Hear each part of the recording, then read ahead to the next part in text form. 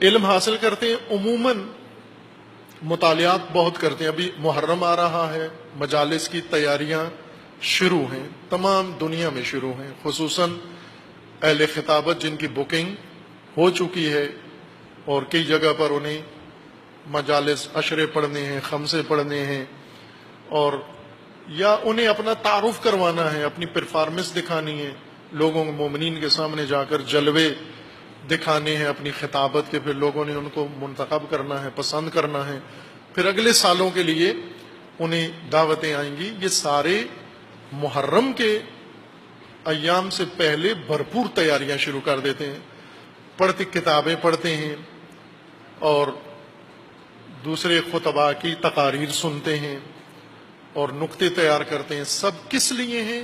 سب بیان کرنے کے لیے، ممبر کے لیے، کہ انہوں نے ممبر پہ جا کر یہ باتیں دوسروں کو بتانی ہیں، آگے جا کر نقل کرنی ہے، آگے جا کر بیان کرنی ہے. یہ راوی کی حیثیت سے مطالعہ ہے. کوئی خطیب مطالعہ اس لیے نہیں کرتا کہ یہ پڑھ کر میں نے اس پہ عمل کرنا ہے، یہ پڑھ کر اس کو سمجھ کے میں نے اپنی مشکل کا رائے حل ڈھونڈنا ہے، اپنا دین سمجھنا ہے، اللہ کا فرمان سمجھنا ہے، یہ روایت پڑھ کر مجھے رسول اللہ کا مقصد سمجھ میں آئے. اس کے لیے کتنے طلاب و علماء مطالعہ کرتے ہیں؟ یہ مردم شماری تو ہو گئی ہے، طلبہ شماری، مطالعہ شماری اور علماء شماری کی ضرورت ہے. ایسے سروے کی ضرورت ہے جس میں یہ دیکھا جائے کہ اہل مطالعہ علماء و طلاب بالخصوص کیوں پڑھتے ہیں.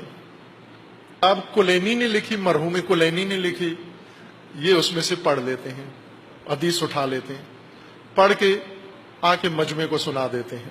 وہی آڑتی والا کام، آلو کا ٹرک لے کے کسی اور کو دے دیتے ہیں، اپنا مارجن رکھا ہوتا ہے، فیس، کہ یہ حدیث ہے، نہج البلاغہ کا قول ہے، قرآن کی آیت ہے، یہ فلاں بات ہے، علمی کتاب ہے، فلاں ہے. یہ سب کچھ مطالعہ کرتے ہیں.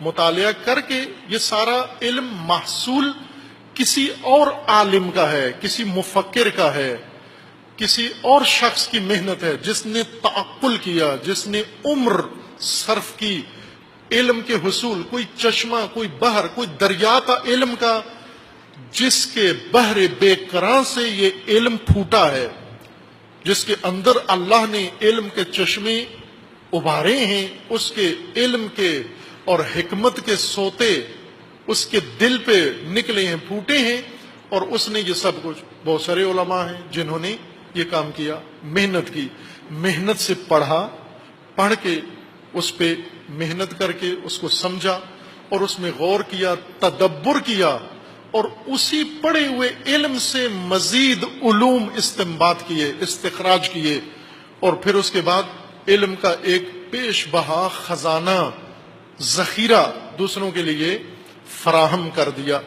اب آڑتی آ جاتے ہیں بیچ میں، روات العلم، جنہوں نے علم اٹھایا، اٹھا کے آ کے مارکیٹ میں فیس لے کے بیچ دیا. 1 گھنٹہ حدیثیں سنوں گا، اتنے پیسے لوں گا. میٹر ہے اس کا باقاعدہ، جیسے رکشے کا میٹر ہوتا ہے، پاکستان میں چلاتے نہیں ہیں، میٹر ہوتا ہے، چلاتے نہیں ہے، لمس ہم لیتے ہیں، ادھر سے ادھر تک اتنے پیسے لے لوں گا.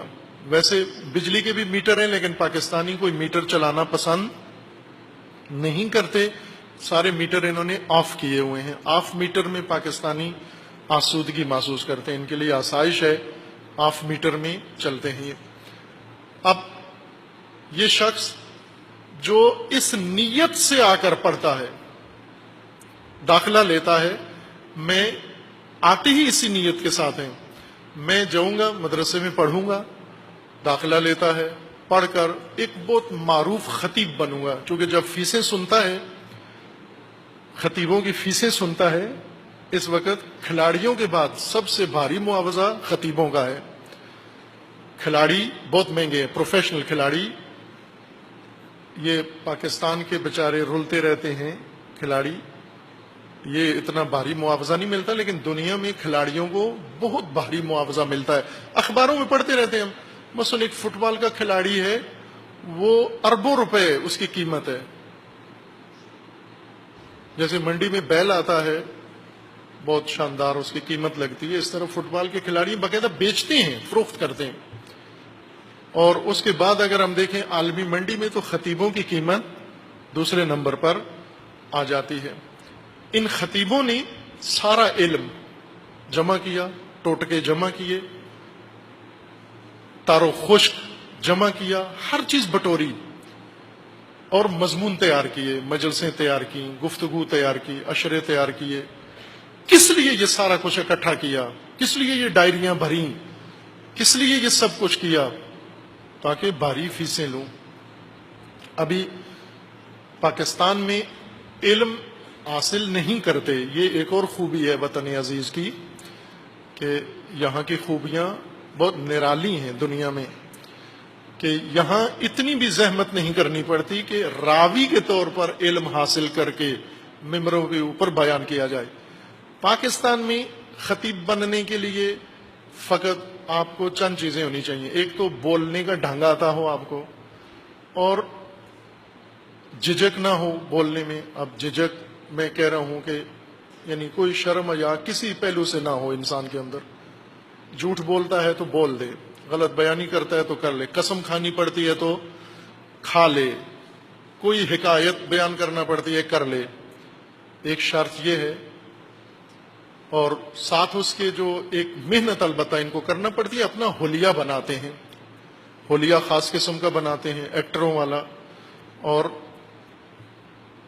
خاص قسم کے خط داڑھی بنواتے ہیں، وہ لکیر والی داڑھی، پینسل والی خاص خط بنواتے ہیں، اپنی سٹائل، ہاتھوں میں کڑیاں ڈالتے ہیں، انگوٹھیاں پہنتے ہیں اس طرح، اور کنٹھے. یہ کافی ہے. علم کی ضرورت ہی نہیں ہے پاکستان میں خطیب بننے کے لیے. لیکن میں صرف پاکستان کے حوالے سے نہیں بات کر رہا، عمومی بات کر رہا ہوں. امیر المومنین کی حکمت عام ہے، ساری دنیا کے لیے ہے کہ راوی کے طور پر علم حاصل مت کرو، رائی کے طور پر علم حاصل کرو. راوی سمجھے کون ہوتا ہے؟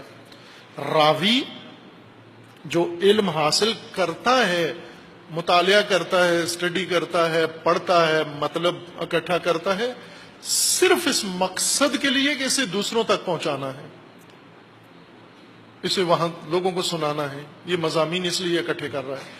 یہ راوی ہے علم کا، رائی نہیں ہے. فَإِنَّ رُوَاةَ الْعِلْمِ كَثِيرٌ.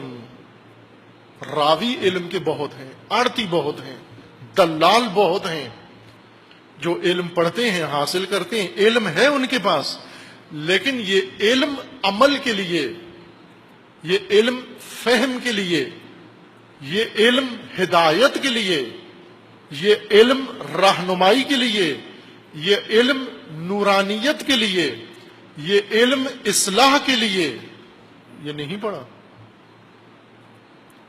یہ علم صرف دوسروں کو سنانے کے لیے پڑھا ہے.